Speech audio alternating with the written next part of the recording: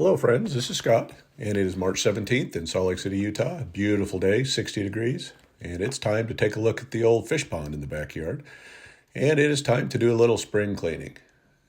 As you see the orange blobs at the top there, I did not have a single dead fish this winter, I don't believe. So I'm still kind of, they dart around so much when it gets warmer. It's hard to know how many there are. I think there's 16 to 18 in here, but they're all looking like little torpedoes, doing good. But as you can see here, the pond is full of leaves and rubbish, and I'm sure slime on the bottom. So it's time to get in there and get to work and get this pond so that the fish are in much better living conditions. For today's project, the only tools of the trade I need are a couple Home Depot buckets. I've got a siphon pump to pull water out of the pond. I've got some water conditioner to, when I re-add fresh water, to neutralize the chlorine and other chemicals. And I have a scoop, or whatever you want to call that, a leaf rake, and my hand. My hand's the most valuable tool in this project. So, yeah, it's water's cold. It's just, like I said, this is the first nice day I think I can get out here and get this kind of work done. I'm not going to remove the fish from the pond, so I'm just trying to not stir up the bottom terribly, but the fish will be fine. And again, this is the second winter that these fish have lived in this pond. I think it's, when I used to have tropical fish back when I was a kid, it seemed like the cleaner the tank was, the more fish I, ended up losing. So, I didn't lose any this year. I lost maybe 6 last year, and this winter, nothing. And that's just because I think the natural biology in the water, in the environment, is more healthy for the fish, even if I do have all this gunk on the bottom. So, yeah, I'm not going to remove the fish. They'll be fine. I've done this, several times, and they just swim around and avoid them. You'll see a little later, I do catch a few here when I'm scooping scraping the bottom of leaves. I catch a couple, but I just release them right back into the pond. Now, there's a lot of gunk in the bottom of this pond. I have a lot of deciduous trees, and they just drop their leaves into the pond. But I don't know. It's not a big detriment to the fish. They just kind of go dormant and just kind of hang out. Now, again, this pond has no filtration system other than 2 bubblers that keep the water circulating, and then I have plants in here. I've got 5 pots of plants of different varieties of pond plants. So I'm going to start removing those as I'm cleaning out the pond and get all those out of there just so I can have better access. Because I want to get as much of this junk out of here, but I'm not going to remove all the water, obviously. I'm not going to remove all the junk. I'm just going to get it cleaned up, and then I'll be redoing this about every month just to suck some water out. And the reason I had a pond like this was, not just cost. I don't want all that filtration, but I wanted to show that you can have a pond without spending a ton of money on all this pond equipment. And the fish will be just fine. Again, these are goldfish. These are not koi. So if I lose some fish, it's not a huge investment. If I had koi in here, I'd not risk it like this. But they're doing just fine. Goldfish are very resilient. And again, a couple times a year, you get in there and you do a major cleaning, and then you just remove water, change water out. I didn't even bother to get around to doing the fall cleanup of the water. So this pond has not been cleaned since probably midsummer last year. Once I get the majority of the stuff out with my hand, I got the old net out. And again, this is a very flimsy handled net, so it's not the greatest tool to use, but I'm just trying, again, not to stir up the water too much. I'm not trying to catch fish. I'm trying to make sure that they can get away as I'm doing this. But I'm just scraping along the bottom of this pond. I have some gravel at the bottom and some rocks. So don't want to scrape down to the point where I'm pulling up rock, but I just want to get all this leaf litter and other debris out of here. And again, it doesn't have to be a clean pond. Again, the older this pond gets, the more natural biology is going on, and it's fine. The fish like it better with it when it's a little bit messy. And there's some algae in here, obviously, over the last couple of years, and there's beneficial bacteria. So it's a healthy environment for the fish.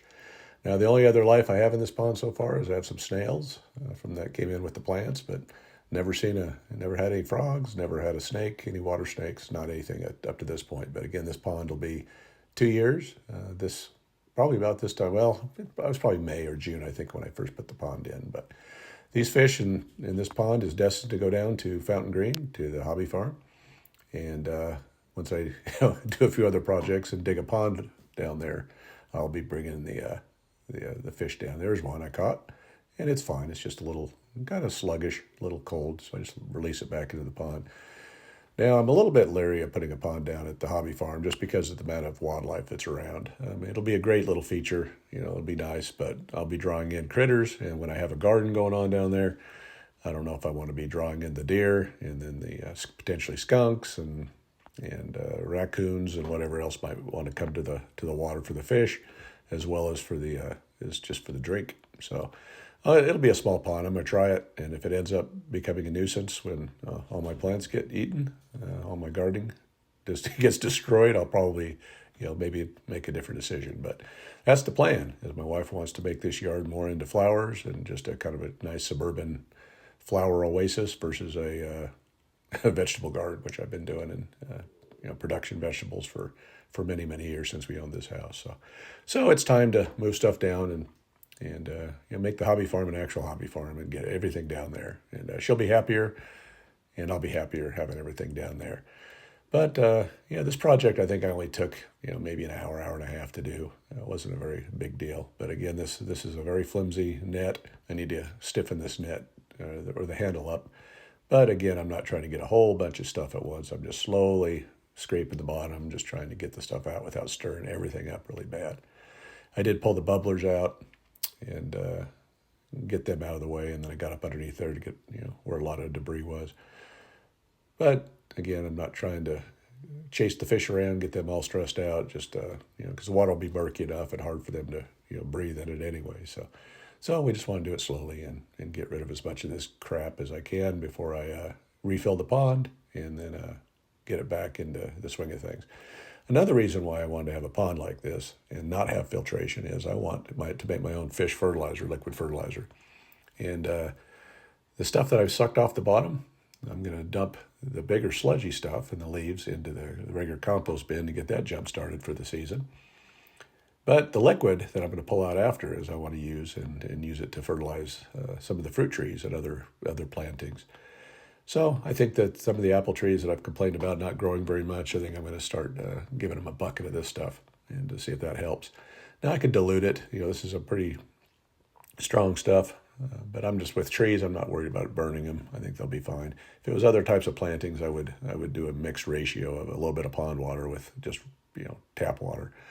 Now here's my pump that I bought last year, and you'll see this is the hardest part of the job is trying to keep the other end in the bucket so that the water isn't just shooting all over the place. And so I'm trying to suck the water out of here, and it's, from past experience, I need to do a better job. I need to tie a rock to the end of the other end of the tube or do something, because as you'll see here, I face some challenges. I don't know if it's just mental challenges or if it's just poor planning, but yeah, this little sucker thing works really well. I do have to clean it out once in a while because of all the debris in the pond. But as you'll see here in a minute, once I get the water flowing, then that becomes like a fire hose, and you just end up, there it goes. And so I got to figure out how I'm going to keep this in the bucket. So as you'll see here, I do several attempts, and I was trying to do the lazy way, and insanity is doing the same thing the same way and expecting different results, and that's kind of what I was doing here. So as you'll see, this hose just keeps flopping out of here. So yeah, I've got to do something a little bit better than that. And I'm thinking about it, but I'm not real highly motivated.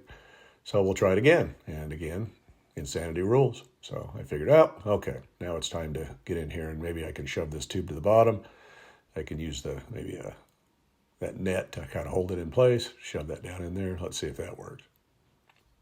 Keep it going, and it doesn't look like it's going to work. Nope.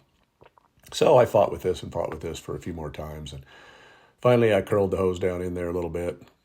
And kind of firmed it up, and it worked a little bit better. But yeah, this is a two-person job. It's nice if you have a second person just to hold on to that tube, or like I say, I should tie a string to a rock and just tie it to the end of that tube and stick it in the bucket. Keep the tube in the bucket. But yeah, it's a process. But again, I'm not trying to remove all the water from this pond, so I'm just going to try to get rid of some of it. And this suction is not good to be at the bottom because it just clogs up constantly. So I'm just trying to suck some water from the top and just get me some liquid fertilizer so I can, fertilize a couple of the espalier apple trees. So there's the good stuff. As you see, I could dilute this, and if I was doing it for other types of plantings, but yeah, trees are heavy feeders, so I think it'll be fine. And I'm not going to water it in. I'm just going to let it, it's nature, Mother Nature waters here in the next little while. But that'll soak in. And then as we get some rain or turn the sprinklers on later, it'll continue to percolate into the soil. So I did the two, the espalier trees right next to each other. This is the biggest of the ones. This is my crown jewel of my espalier experience. But so let's see if that helps with some fertility and some fruit production this year. We'll see. And just going to do a little bit more scraping and try to get this pond as much of the debris out of there. But again, it's not a big deal. Again, fish like it in their natural environment, and obviously ponds have muck, and they have mud, and they have leaves and debris and things breaking down. So it's just a natural ecosystem in the backyard. So it's time to put some more water back into the pond. As you see, I didn't remove a lot, and it's still very murky and still has some debris floating on top. And I'll show you a little trick that I used to get rid of some of that debris. But again, it's going to be murky until the water gets to settle down a little bit. The bubblers are in there, so they're going to be mixing it up. Now here's the water conditioner, and there's a cap full, I think, for every 10 gallons. And so I'm as scientific as ever. I'll throw in probably 5 or 6 just for overkill, just to make sure that there's enough. I'd rather have a little bit too much of this in there than too much chlorine. But the fish are doing well. There's no signs of any type of disease. There's no ick. There's nothing like that. The fish are just beautifully orange and healthy. So as you see, I'm going to put the plants back in. I'm not sure exactly what plant's what. I know what the tall one, or the one with all the growth is. That's just a grass. So I know what that one is, but I have lilies and other things. So I've got to figure out what they are. So I'm just going to put them in the pond, and as they grow, I'll probably be moving them around. So they'd be better off, kind of better placement. But the deeper end of the pond is where I'm at, and I want these to be covered totally in water. Some water plants, you need to have them totally submerged, and so I'm going to do that. I didn't have any fertilizer spikes. I usually fertilize this time of the year when I'm cleaning out the pond, but I'm going to have to go get some from the nursery. So I'll get some spikes and I'll stick them down into those pots, and that'll help fertilize them, as well as the plants are eating all the good stuff from the fish, and just help clean up the pond themselves with their just by existing in the pond. So anyway, I got 5 pots, and so it's a pretty little pond once everything starts to grow. I assume they're all still alive. I don't know. I could have lost one over the winter. Who knows? But there we go. And I'm just filling it all the way up. And my little trick here is I'm going to fill this as full as I could possibly get it till it's overflowing. And I'm going to show you here in a minute why I'm going to do that. Because there is some floaties here, and I could sit here all day with the net, and I could be scooping and trying to get all the debris off. But it's easier just to fill it all the way full and then just take the hose and just spray it, and all that floaty stuff gets pushed over the edge of the pond and out of the pond. So it's kind of an easy, quick way to clean the pond up and get rid of the last remaining debris that's floating. Everything else is sunk to the bottom, so it'll be fine down at the bottom. So yeah, and then I'll just keep taking water during the year and use it for fertilizer. So here's a look at the pond, and again, this is immediately after cleaning it, and so it's going to be murky for a while. But the next day, it'll settle down, and you might even see all the way to the bottom and see rock. Sometimes when I clean it, it gets that clean. So I don't know if I did that great of a job for that, but we'll see. So anyway, did cut the bamboo back a little bit. It was kind of messy, and so I just kind of did a really quick, haircut of the bamboo, and I'll just take this stuff down to the hobby farm. I'll strip the leaves off and take the sticks for plant stakes. But open it up a little bit. Again, I need to do a much better job, but I was in a hurry, and I just wanted to get it done. Got to head back down to the hobby farm and start the gardening down there and hope the snow's off the ground, because I got lots to do. So here's a look from the pond from the deck, and it looks pretty clear and pretty clean. I don't see any fish at the moment, but yeah, the next day they were right back up at the surface and ready to go. So yeah, you can have a backyard pond. You don't need to spend a ton of money. And you can, have healthy fish and a healthy environment as long as you keep it clean every now and then. Well, thanks for watching this video. If you like what you see, please hit the subscribe button, like, share, and comment, as I'd love to hear from you. Thank you.